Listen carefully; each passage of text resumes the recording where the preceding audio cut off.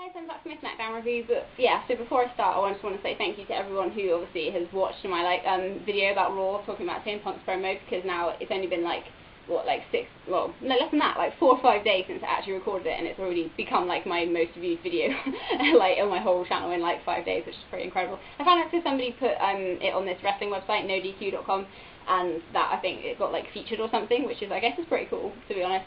Someone messaged me and said, it's quite good that they actually featured it. So I don't know, I don't go on that website, so I don't really know how it works or anything, or what kind of stuff on there, obviously apart from wrestling stuff. But so thank you to whoever did that. I guess that was pretty cool. And obviously, yeah, to all you guys who've obviously commented and stuff, and yeah, I can't believe that many people wanted to watch my video, really. I know I shouldn't be negative about my videos, because that's almost implying that I'm not very good at making videos. But to know that people actually want to watch my videos and know what I have to say is obviously quite good. So yeah, so Smackdown review. Unfortunately, Smackdown, obviously, compared to Raw, I think anything compared to last week's Raw is going to be, it's this week. It's still this week. It's only Sunday. But anyway, anything compared to kind of Raw Monday is going to be obviously kind of average. But Smackdown just kind of gave that averagey kind of feel again, which is annoying, because I really wish that I could do more positive reviews on Smackdown, but I'm literally just going with my gut feeling of whether I enjoyed it or whether I'm just thinking, oh okay, and this and be skipping through it. So unfortunately, it fell into the average category again this week. Obviously, as you remember, last week on SmackDown, Christian and Mark Henry beat Randy Orton and Kane, which meant that Christian got another title shot. But obviously, I was thinking, well, Mark Henry was the one that won, so why should that enable Christian to, kind of get the rematch? But obviously, at the start, Teddy Long says to Christian that he isn't automatically going to get it. It's Mark Henry's having a match against Orton, and obviously, I think if Henry won, then he would make it a triple threat match at the pay-per-view or whatever. So obviously, the first match is Randy Orton versus Mark Henry. Not a bad match, going by Mark Henry standards, to be honest. Because then, the match had been going for about 5 minutes or so, and suddenly Big Show's music hits. Obviously, Mark Henry's looking around and waiting for him to kind of come down. Well, obviously he doesn't, and Mark Henry's on the outside, so Randy Orton hits the RKO on Henry on the outside and quickly rolls back in the ring. So Mark Henry gets counted out. So obviously Mark Henry's kind of not impressed that happened, because he kind of goes over to the sound desk guy and asks him what you playing that music and stuff, and then kind of trashes all the stuff, all the equipment and things, and then tells the sound guy that he can go, but then just picks him up and literally throws him over the table, which is pretty cool. There's probably all spongy stuff on there, so he didn't actually get hurt, but it actually looked quite nice, just to see him just literally launch this man over a load of equipment. Oh, my throat went really weird then. Ugh. But yeah, so yeah, Henry is just a psycho guy. His character's a lot more interesting now, so he's literally just going through everyone and everything and destroying companies. So obviously that meant that there was no rest of intro musics and stuff. So obviously for the first match, which was Daniel Bryan and Ted DiBiase, there was no sound. Obviously it just played their video as they were walking down, but there's no sound. It was just really weird. It kind of makes you think obviously I know their music and stuff, it kind of identifies them, but it is if they'd had the whole show with no kind of entrance music, I think it would have been really weird, because I guess that's how you kind of not identify with the wrestler, that's the wrong word, but say for example when Big Show's music hits, you just know from the first word, you just know that it's Big Show and stuff. So obviously for silence, it's kind of oh, who is that, and it just doesn't, you don't get the same kind of effect. I don't know, what do you guys think? I want to know who wrestling, whose entrance music is your favourite and stuff, or one which as soon as it hits, you just think, wow, that's really awesome. I always used to really love, not just because Jeff Hardy was my favourite wrestler, but the Hardy Boys entrance music. I just thought that was really awesome. It was really unique kind of to them, and just the style of it. It really fit. It just really went well with their character and stuff. Obviously Orton's music that he's got now, obviously it's because of the whole voices thing, because obviously when he had those anger issues and stuff, so that kind of goes with his character and stuff. But yeah, so what wrestling music, or whose entrance music do you think is the best, and what fits well with their character? Yeah, try and do a question for you guys in each video. Of course, I am interested in what you guys think. Obviously, you listen to what I have to say, so I want to kind of know what you think as well. Yes, like I said, the first match was Daniel Bryan versus Ted DiBiase. Wasn't a bad match. Booker T is annoying me by constantly calling him D. Bryan. I mean, why is he doing that? Can he not just say Daniel, not D. Bryan the whole time? Ugh, Booker T's commentary just really annoys me. There's nice bit Ted DiBiase kind of either Irish whips or just throws Bryan into the barricade on the outside, and he obviously hits the shoulder and he sells that pretty well. And then Daniel Bryan hits he does a kick to DiBiase's head, and then locks him in like a submission move, and DiBiase taps out. So don't you find lately that there's like a lot more people winning like by submission and stuff? Like, I know obviously back a long time ago they used to have a lot of wrestlers that had submission finishing moves, like obviously like Benoit and Jericho and Angle obviously, but then they went through kind of a phase where no one really used submission moves that much, but they seem now, obviously I know Daniel Bryan is he's mainly, that's his kind of style, but they do seem to have like a lot more wrestlers actually using submission moves, obviously with like Ziggler, and I'm sure just Sheamus doesn't have one. I don't know, there's somebody else, but yeah, they do seem to use quite a lot of submission moves in wrestling again now.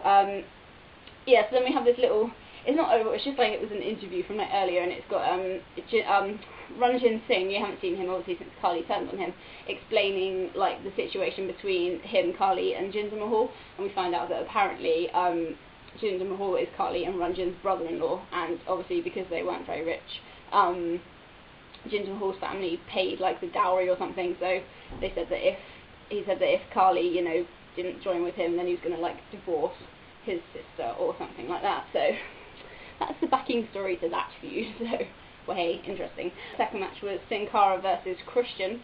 Obviously, we haven't really seen Sin Cara kind of face any like proper like top kind of stars yet. So I guess this is kind of like the first match where Sin Cara hasn't been kind of like, you know, the more like talented kind of guy. Obviously, I know he like faced like Evan Bourne and stuff, because he's been in matches with like Chavo and like people like that who obviously weren't like as interesting as him, shall we say, but obviously it's Christian, it's like a main event, so I thought, oh, this should be a pretty good match. But it was a bit, I don't know whether their styles kind of clash, but Sin Cara seemed to kind of mess up quite a bit, and it had looked like it was kind of left to Christian to kind of clear it up and make it look, you know, kind of better and stuff. Yeah, but then in the end Christian wins like with the spear, so obviously he seems to have adopted that move into his like wrestling arsenal now, so yeah, I don't know, I don't think he hits it as good as Edge. But then I was like reading like a discussion on like Talk Wrestling Online, the forum which I'm part of, someone saying that, you know, even they thought Edge's spear was pretty awful, so I don't know. I miss Rhino's spear, or the Gore as it used to be. He did like one of the best spears. I'm not going to say Goldberg, because I don't like Goldberg, but I'm going to stick with Rhino. His like Gore was like the best. Cody Rhodes faced Ezekiel Jackson in the next match. Oh, don't you think now Ezekiel Jackson, it looks weird him being so happy and smiley. He just looks so cheesy, you know, like before like a match happens, they have like this, like the adverts where they show who's like facing each other. He just like, he's got this like massive grin like this on his face, and I'm like, it just looks wrong for Ezekiel Jackson. He's meant to be this personification of domination character, and he's like superly cheesily happy now, and it's just weird. It was an okay match. You know, I don't have a problem with like big guys like matches, but I just really can't kind of get into like Ezekiel Jackson's matches. Like when he does like, you know, like sets up for like the power slams or body slams, whatever you want to call them. It's just, you know, I just think, oh, not that move again. I don't know. I just can't really get into him. I don't know. It's weird. But yeah, so Ted DiBiase's on the outside. He distracts Ezekiel Jackson, and Cody Rhodes hits the springboard kick and the crossroads for the win. So I'm guessing that's going to kind of, that seems to be his kind of like combination for like winning now. Like, obviously he did it last week. He like led into the crossroads from the springboard kick, which is quite nice. Johnny Curtis still sucks. That's all I have to say. His little segments are getting really boring and annoying now. So hopefully they'll just, you know, either do something with him soon or just get rid of him, because they are just embarrassing and humiliating for him. Anyway, Kane versus Wade Barrett was okay. You know, it wasn't too bad. Kane goes for the choke slam but gets countered into a side slam, and then the Wade slam gets countered and Kane actually does hit the choke slam for the win. Oh yeah, I was going to tell you about Money in the Bank, but I'll like talk about that at the end. And the final part of Smackdown was obviously the contract signing between Christian and Randy Orton, obviously because Mark Henry lost.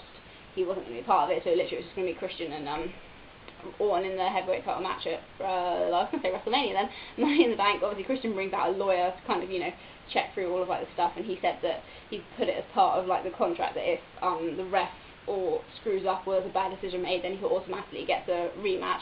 So that's kind of, you know, makes me think, oh, not again.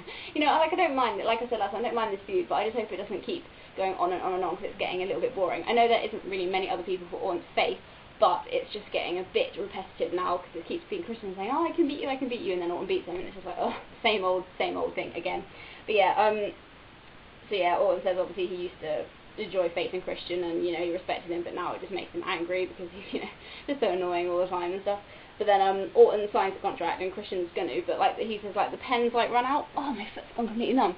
He said he was gonna, you know, but the pen was run out. But then obviously in that like moment, Sheamus comes out and like attacks like both of them, and you know, he obviously hits like the bro kick on Christian and Orton, and he went to pick up the contract, and of course because Christian hadn't signed it, I thought that he was going to put like his name on it, but he doesn't. He just like rips up the contract. So obviously, I don't know what will happen with that, because you know, whether he might try and get into the match, but he's obviously at the moment he's supposed to be in the Smackdown Money in the Bank match. But yeah, so we'll see what happens. So it wasn't too bad. Obviously, they're kind of obviously building towards Money in the Bank now. The only problem I have now with the Money in the Bank matches is, like, I think like last year they did like either or, they just did like qualifying matches. I mean, you always kind of knew who was going to win, but it just made it a bit more interesting. Now obviously they've just put up and they showed us like exactly who's going to be like in both of the Money in the Bank matches, and it's a bit like, oh. So there's like no kind of like build up to it or anything. And obviously the Smackdown one, I know they don't have many guys who are like fit for like ladder matches and stuff. I know, I suppose that's the problem of having like, you know, a ladder match like on like for each of the brands, but you know, obviously we've got like Sin Cara in it, but then, you know, it's people like Kane and Wade Barrett, and you know, you just know that they're not going to be the kind of people that are going to do like really kind of cool stuff in Money in the Bank. I guess I know that's not what it's supposed to be about, but you kind of always imagine it like that it's going to be like that. I think, you know, I don't know, what do you guys think? Do you think that they should have left Money in the Bank as a part of like WrestleMania, or do you think it's good that they've got like, you know, the Money in the Bank show so that two people can, you know, win it and go on to have an opportunity at the title? I still think I liked it at WrestleMania. It was just something that you always thought, oh cool, you know. I think that's why it like lacked this year at WrestleMania, because it was the kind of match that you think, oh cool, there's going to be like lots of crazy bumps and stuff, and usually it's quite unpredictable, like you don't know who's going to kind of win. But I think I preferred it as part of WrestleMania. I think it's a bit now having like, you know, like two people and you think, oh, you know, they're just going to cash in. You probably know they're going to like win, whereas obviously before with one like own person winning, they could pick which brand they wanted to go on. It just made it a bit more interesting. So I think, you know, I mean, I don't know, it could be, I could be wrong, it could, you know, the matches could be good and stuff, but I just think I preferred it being part of WrestleMania. But yeah, so that's pretty much it for Smackdown this week, really. I will obviously start watching the next, I can't think what pay-per-view the next one that I've been suggested to watch and review is. But yeah, so thanks to those of you who like obviously commented on my Judgment Day 2003 review. If you think, you know, if you think I should stop doing it, that it's not a good idea for me to do like old pay-per-view reviews, and let me know. Honestly, I'd rather you guys told me. If like nobody's really that interested in watching it, then I'll stop. But obviously, yeah, I seem to have had quite a few like positive comments on it, so that's cool. So thanks for watching this video, and I will see you on Wednesday with my Raw review. Thanks for watching. Bye.